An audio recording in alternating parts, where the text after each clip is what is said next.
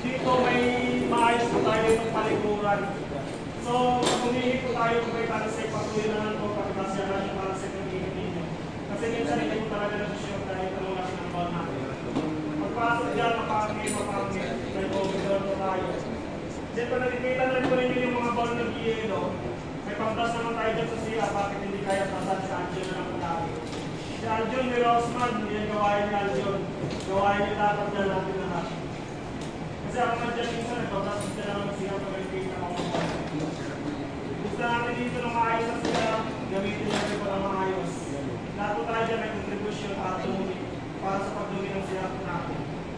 Isa ninyo, kung babalikan po natin yung mga pinapagpagdabatas ng Duterte, tawag dito, karapatan ng mga empleyado na magkakaroon ng maayos na palikuran. So since binigyan na po kayo ng maayos dito na palikuran, patuloy na po pag-maintain. Kung i-compare natin ito sa ibang subcon, kagaya kay Arcade, kung mababa pa sila para hindi nila doon, pero tayo dito na po tayo. Maayos yung pagka natin dito sa budget side.